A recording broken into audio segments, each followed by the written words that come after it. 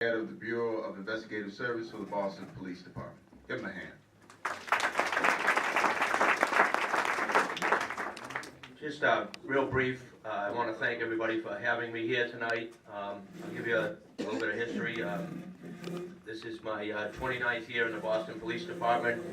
I started out here as a patrolman here in Area B2 in Roxbury. I grew up in Mission Hill section of the city, lived there my whole life. And then when I made detective, I went to the Youth Violence Strike Force. I had the opportunity to go work up in the homicide unit as a detective. I got promoted to sergeant. I went back to Area B2 in Roxbury. I made sergeant detective. I got the opportunity to go back and work in the homicide unit. I got promoted to lieutenant. I got to go back and work at Area B2 in Roxbury. I made lieutenant detective and then went back to the homicide unit as the commander. I grew up in Mission Hill, so I have a son that's on the job. He said to me one day recently at the headquarters at the cafeteria, geez, it's really great, you know, you're the superintendent of investigative services in the Boston Police Department. I said, yeah, look at me, 56 years old, but I've made it exactly 500 feet.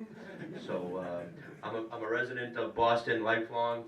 I take this very seriously. I know most of the folks in the room here. I've worked very close with District Attorney Dan Conley over the years, with Dan Mulhern, with Reverend Brown, with Reverend Scott, and many others here. So part of what I'm going to just talk about, and there's a lot of slides, but we'll go through them very quickly. It's two parts. The first thing is the investigation that takes place when an officer discharges his weapon, what they can expect, what you as the public can expect in an investigation, and then ultimately we'll get into what happens with our investigation from there. They're independent bodies. Besides the firearm discharge investigation that takes place, there's a parallel investigation that goes on by the Internal Affairs Division. What we do is the criminal end, working under the umbrella of the Boston Police Department as well as the Suffolk County District Attorney's Office. So with that, we can hit it again. The firearm discharge investigation team was put together about 10 years ago, a little over 10 years ago, by a number of investigators that wanted to make sure that there is no investigation that receives more attention than a homicide investigation in this city. However, police shootings, as we've seen, and the DA will go into the numbers and so on in his presentation, police shootings receive more scrutiny than any other investigation, not only in this city, across the country. So we thoroughly investigate all discharges while maintaining focus on the rights of the officer, the integrity of the department, and the trust of the public. And I think that's what we're here about, to make sure that the public trusts that the investigation that they're getting from the Boston Police Department and the decisions that are made by the Suffolk County District Attorney's Office is done in a manner that they can be comfortable with and that they can respect. What we did was we organized a team of highly skilled investigators, and just so you know, a lot of the folks originally came from the homicide unit, and then we picked supervisors and detectives from across the city who were selected not only by the police commissioner, but with the consent of the district attorney's office, the most highly skilled investigators who have the sole responsibility of investigating these firearm discharges, 24 hours a day, 7 days a week. And it's not just 8, 10, 12. We have over 50 investigators assigned to the firearm discharge investigation team, so that at any given time, we can have supervisors, detectives, and response teams come out. We have two types of teams. We have a blue team, which comes out when we have either an unintentional discharge or a discharge that does not cause any type of death or serious bodily injury. That means that there was some type of an exchange of gunfire by the police and an assailant. Officer could be chasing a suspect, climbing a fence, his firearm is discharged unintentionally, no one is struck, no one is injured, no serious property damage. There's a small team that comes out and does that investigation. The most important one, and the one that we'll be here to talk about mostly, is the, we can hit it again, is the red team. The red team responds to all firearm discharges resulting in death or injury, or where discharges are deemed to be a violation of criminal law. So if there's an intentional discharge that's a violation of law, if someone is struck when an officer fires their gun, or someone is struck and killed when an officer fires their gun. The makeup of the team is kind of important. So this isn't done, as you'll hear, and I'm just going to grab this so I can speak. The makeup of the team, so that it isn't kind of this frenzy, and I think some of what you've seen across the country is that there isn't a system in place. This isn't a new system. This isn't something that's been thrown together. This is a system that's been in place for over 10 years. There's a crime scene team that is led by a sergeant detective who runs everything to do with dealing with the crime scene. And I know Chief Gross introduced Deputy Superintendent Randall Halstead. Randy was one of the original members of the fitted team when we put the team together. He's got over 39 years experience. 36 years experience. But Randy ran the crime scene team on the fitted team for many years, and there's none better. And he's trained the folks that have come behind him. We have an interview team, which at the time, the original, when Randy was running the crime scene team, was my responsibility. And that's a team that deals with anything to do with talking to a person, whether it's knocking on doors, making sure that every single house, vehicle, bus, truck driver, business, that if there's teams of officers that go out and make sure that anybody that heard something, saw something, was in the vicinity at the time of the shooting is spoken to. Every one of those statements is memorialized, and if it's someone that is a precipient witness or a witness to this entire incident, they're brought in, they're audio taped at that time, and now they're videotaped.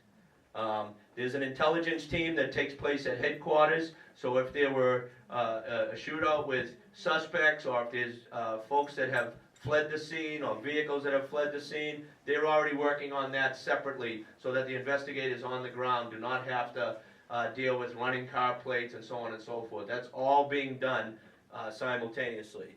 And then there's an organization team at headquarters that immediately starts putting together two files. One is the paper file, as we start taking CAD sheets, which are our computer-aided dispatch sheets, which officers are on scene, any type of information starts in a paper file, and we immediately start an electronic file for whether it's videos, photographs, anything that's done in an electronic file. So it's done simultaneously on any time there's one of these teams. And I won't get into it, the DA will get into it, but at the same time that there's a police response, there's a senior prosecutor from the Suffolk County District Attorney's Office that's notified as part of this whole red team notification that comes out to the scene. We also have all of our technical services available to us in the Boston Police Department.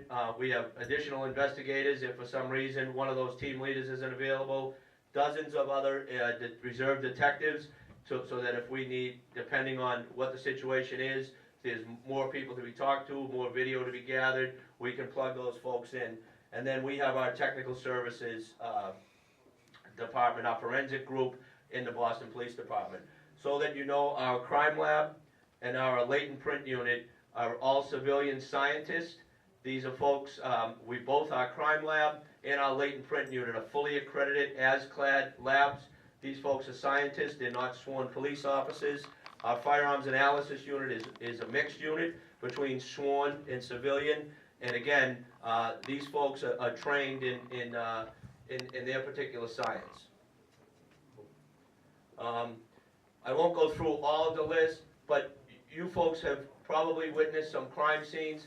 These are all of the, at a minimum, these duties are being done by the crime scene team. The collection of evidence, the preservation of evidence, the things that can't be moved, touched, photographed, everything's videotaped, so that scene is in the condition short of not being there at the time that it went down. We can keep moving just a little bit. The interview team I touched on a little bit. Every single person that has any bit of information on this team is touched on. And that means, and I don't know if any folks in this room have ever had it done, we knock on the door, excuse me, did you hear shots? Did you hear any noise? Did you hear any car scream? Did you hear any yelling? Did you hear anything being said? every single person that's within earshot, eye shot, or any distance of that shooting scene, they're going to get a knock on their door. Same thing with the organizational team. They're pulling together all of the paperwork, the 9/11 calls, and one of the things that folks don't realize, when the Boston Police gets a 9/11 call, we don't generally get one call. So you may get a call that says, yeah, we have shots fired, and then they start the police rolling. But many times multiple people call, and when we pull those tapes apart, there's little tidbits of information that gets sent along the way. So if you're calling from one end of the street, you're seeing one thing. You may see folks arriving to a scene or coming up to a shooting. If you're calling from another end of the street, you may see folks fleeing the scene. So we take all of those tapes. They're all preserved. They're all sat down, listened to, and all of that information is pulled apart in the investigation. We can hit it one more time. Sorry. What we operate in the Boston Police Department is our Rule 303, which is our use of deadly force, where we have the ability to fire our weapon. And in Section 11, our firearm discharge team has the sole responsibility for investigating firearm discharges involving members of the Boston Police Department. And then the lead investigator will submit a 5-day preliminary report, and then ultimately a final report that goes to the District Attorney's Office, independent, with recommendations, justification for the use of force, whether it was accidental or unintentional, whether it caused death, personal injury, or any damage to personal property. The Suffolk County District Attorney and DA Conley will speak of that. He gets a copy of our final report, which, and I won't steal the DA's thunder, but that's a very lengthy, detailed, hundreds of documents that his office and his senior staff goes through, and they'll decide on criminality or not. We can click through some of this. I just want to get to the section where we talk about what the officers can expect, what the officers do at the scene. But the purpose of the firearm discharge investigation team, it's not the administrative function. We're not looking to see if they took proper cover, if they had enough ammunition in their weapon, the same amount they're supposed to have, whether their gun was oiled or cleaned or anything like that. Our job is one thing, to see if what the officer did was criminal conduct. It's a criminal investigation, just like if it was two civilians on the street. So we're conducting a criminal investigation. And if we can get up to where we talk about what the officers can expect from us, you can click up a little bit, sorry. Some of this is stuff that we use to train the officers as well as to what they can expect. A little more. Where it says officer, what the officer can expect. Yeah. Okay, that's good. So if you discharge your weapon or are present during the discharge, they have to report it immediately. And if they were not the discharging officer, everybody stays at the scene. They don't leave the scene unless medically necessary. That means if somebody got injured during the pursuit. And we don't move anything. We don't move cruisers. We don't move civilian cars. Everything stays in that scene as is when we get there. They don't collect evidence. Nobody touches any ballistic evidence, cartridge casings, weapons on the ground, whatever it happens to be. Unless for some reason there's a risk of destruction. That would be that, there's a weapon there, there's folks that someone could move it, someone could take it, and there's not enough personnel at the beginning of the scene to preserve it. And then they have to note and report there's any type of movement. I had to move that cruiser because the ambulance had to come in and take away an injured party or something like that. All of it is documented.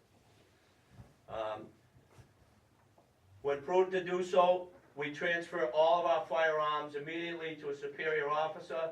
That superior officer does nothing but maintain that firearm until our firearms analysis unit ballistician comes to the scene. We don't take the magazine out, we don't clear the firearm, nothing is touched, it's kept intact. We transfer any other weapons that you have on you. That means your ammunition pouches, your stick, your mace, whatever the officer may have on his person at the time. and all firearms are inspected and inventoried by the Firearm Analysis Unit, and we videotape and photograph that procedure as it's going on at the scene. Weapons that are determined not to have been discharged, and that's done by a firearms analysis person at the scene, are returned after inspection so that we know which officer, each officer that fired, and that inspection is counting ammunition, seeing what rounds are left in the firearm, etc. Discharged weapons are immediately transferred to our firearm analysis unit, and the only time a weapon that was discharged gets returned to the officer at the end of an investigation is on a letter by the police commissioner after consultation with the firearm discharge team. This is some of the important stuff. If an officer discharges, he will be interviewed on tape with representation, with a lawyer. Again, this is a criminal investigation. No sooner than 24 hours after discharge, and preferably within 72 hours. The only change in that is if the officer is actually hit or struck during this shooting scene and he's hospitalized, and then we can adjust for the time. No written report is required. We do a videotaped interview of the officer in the discharge the same way we do videotape interviews of civilians that discharge weapons on the street. There's no immunity. We don't say, okay, tell us the question, tell us some answers. We won't use this against you criminally, but we can use it administratively. You either, and you're read Miranda. They fill out a form, they're read Miranda, they read their Miranda warnings, and their statements have to be voluntary, just like every other citizen. They'll be interviewed on tape before the end of the tour of duty if they're present, and not the discharging officer. Before the end of the tour of duty, they're interviewed on tape. They will not give a written report. They will give a videotaped interview. They will not be given Miranda or asked to execute a waiver.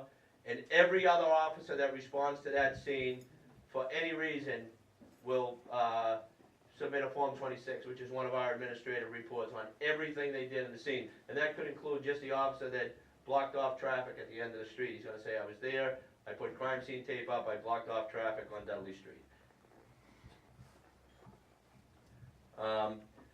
The investigation team establishes and protects the scene. We set up all the perimeters. We separate witnesses. We deal with the incident commander of the firearm team.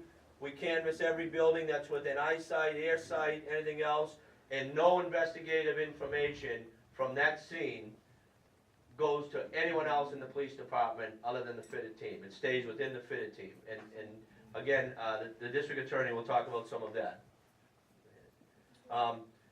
These are things that at a minimum are done at all our firearm discharge investigation teams, and I'm not going to go through them, but we try and cover every single aspect of questioning, filming, videotaping, processing that we do at any criminal scene.